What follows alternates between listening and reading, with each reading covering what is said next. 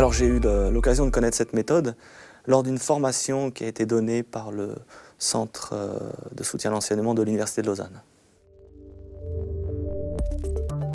Alors j'avais deux objectifs pour cette méthode. La première, c'était de permettre aux étudiants de travailler sur différents articles qui les aident à faire le lien entre le contenu théorique délivré en cours et des exemples concrets issus de leur discipline. Et puis le deuxième objectif, c'était de les amener à échanger entre eux sur le thème du cours.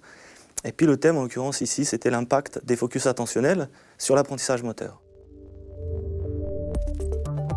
Alors pour cette activité, j'ai commencé d'abord par sélectionner des articles appropriés pour l'activité.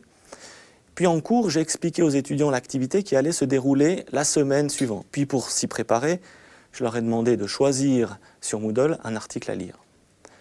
La semaine suivante, en classe, nous avons donc débuté cette activité qui comportait donc 3 grandes étapes. Premièrement, j'ai demandé aux étudiants de se regrouper selon l'article choisi, puis je leur ai laissé 30 minutes pour préparer 5 diapositives présentant leur article, notamment les objectifs, la méthodologie, les résultats et les points de discussion. Puis dans un second temps, les groupes étaient mixés. Chacun des groupes voyait la moitié de ses participants partir dans un autre groupe et recevait en échange de nouveaux membres.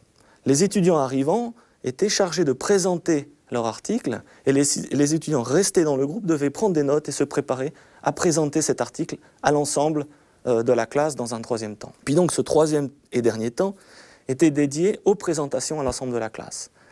Les étudiants avaient 5 minutes pour présenter l'article qui leur avait été exposé dans les groupes. L'enseignant et les étudiants ayant lu et travaillé l'article pouvaient apporter des précisions si c'était nécessaire. Puis pour finir, après le cours, j'ai déposé sur Moodle les différentes présentations pour en garder une trace. Alors, par rapport à cette activité, j'ai trouvé que les étudiants avaient bien joué le jeu, c'est-à-dire qu'ils avaient bien réalisé le travail de préparation à la maison, en lisant attentivement les articles et en annotant ces articles de façon à faciliter, je dirais, d'emblée les échanges en classe. Ce qui a aussi assez bien fonctionné, j'ai trouvé, c'est le fait de les rendre finalement acteurs du contenu pour, je dirais, d'une certaine manière, améliorer ou faciliter leur engagement dans l'activité. Enfin, selon moi, je dirais, cette activité a permis de répondre à une demande exprimée par les étudiants dans les évaluations du cours et d'accentuer en fait la mise en pratique des éléments théoriques du cours. Donc ils étaient du coup plus à l'aise avec ces éléments théoriques. Et puis, je trouve que cette activité est aussi un excellent moyen de dynamiser son enseignement. Cette activité comporte finalement quelques éléments qui ont un peu moins bien fonctionné. Par exemple, je ne suis pas sûr que les étudiants aient toujours correctement saisi les éléments importants dans les articles, et je m'en suis aperçu en circulant parmi les groupes. C'est vrai que parfois j'ai été amené à fournir des explications sur le contenu de l'article, alors que ça aurait dû être un travail qui aurait dû être fait en amont. Un autre élément important par rapport à cette activité, c'est la difficulté de gérer le temps. Et en effet, on a une activité qui comporte beaucoup d'étapes, qu'il faut bien cadrer au niveau temporel. Et c'est une activité qui dure tout le cours. Et c'est vrai que la restitution prévue à la fin de 5 minutes était peut-être un peu trop courte. Et puis une dernière chose, c'est que effectivement, le nombre d'étudiants était peut-être élevé. On avait, dans le cadre de cette activité, 6 étudiants par groupe.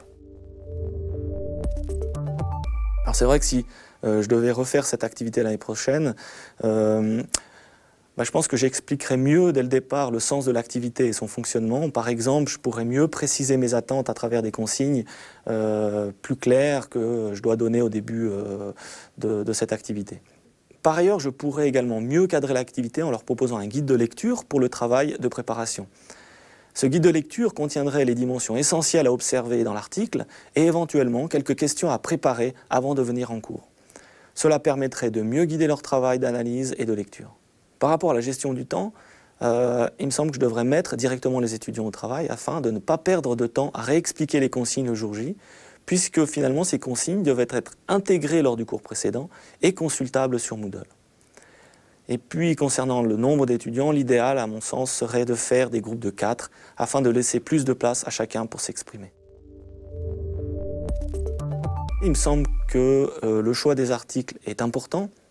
Il doit être fait en fonction des objectifs du cours, c'est une chose, mais également en fonction de l'intérêt des étudiants. Donc, ce choix va en effet influencer leur motivation et leur engagement dans l'activité. Et puis enfin, je dirais qu'il faut impérativement planifier et gérer le temps de chacune des étapes pour éviter de se faire déborder pendant l'activité.